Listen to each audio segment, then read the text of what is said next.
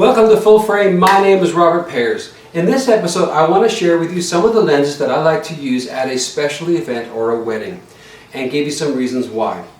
I want you to remember that one of the things you're always going to face, or typically going to face at a specialty event or a wedding, is a low light challenge. So please remember that. When I'm purchasing lenses, I usually look for lenses that have an f-stop of 2.8. Now, there are some exceptions, and I'll try to get into that. Now, when I'm looking at, there's a typical range of lenses that I want. I want an ultra wide, I want a normal range, I want a telephoto, and the other thing that I'm missing here is a macro lens. Let's start with the macro lens. I have a 100mm macro lens. It is designed strictly for, or designed basically for doing macro pictures. I can get within 6 inches of the actual subject. That is great for doing, for example, rings and close-ups of things that you need to get as close as possible. It has an f-stop, I believe, of 1.8. You find that you need to really open up that f-stop when you're doing macro work because they typically are very dark. And I'll explain that in a different episode. But again, I encourage you to have a dedicated macro. I know, for example, this will say it does macro work on it, but you are limited that you're still going to have to be quite a distance away to do that macro image. And so you don't get that closeness, that intimacy that you may be looking that a 100mm or a dedicated macro can bring.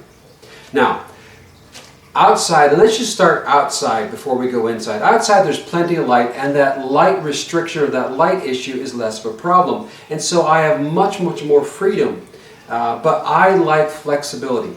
I have here a 16 to 35mm. Now there are two brands available. There's the 2.8 and there's the 4. This is the 4. I love the 4, and I actually prefer the 4 over the 2.8 because of the sharpness of the image from edge to edge. If I'm doing landscapes, this is my favorite lens. I've looked at both, I've used both, and I find that this lens gives me greater sharpness across. Now, the 2.8, however, is going to give me much better light ability in a challenging situation. So when I go into a dark hall, church, reception place, the 4 becomes more of a problem. And so that's where the 2.8 will begin to shine, because again, I want as much light. Going from a 4 to a 2.8, I double the amount of light getting on the sensor, and I'll explain light in a different episode. So just think about that. So going from a 4 to a 2.8, double the amount of light. So as you can see, if you're in a challenging light situation, every ounce of light matters, and so if I can double it, it's a much better situation. So while I like the 4 outside, I prefer the 2.8 inside. Now, I have not reviewed the current Mark III of the 2.8, so I don't know how it works, but this is the 4, and I've looked at the 16 to 35 2.8 Mark II.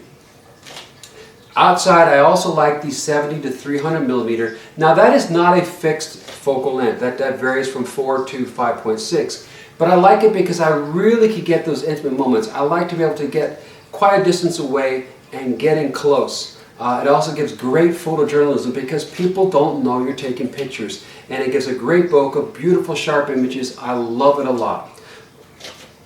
So I encourage you to have a telephoto zoom. The other lens I have is a normal lens. So now just to clarify, with a wide or ultra wide, you see more than what the natural eye sees. So you see a greater vision. With the normal lens, and this is a 24 to 70, normal lenses help you see what the eye sees. So there's not the distortions.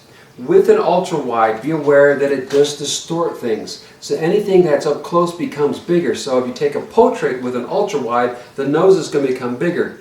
Anything further away becomes smaller. So if you've ever used an ultra wide, for example, to do a cityscape, you'll notice that the tall buildings become smaller. That's not what you want. Where with a normal lens, it keeps that perspective. And so I like the normal lens and I use it a lot.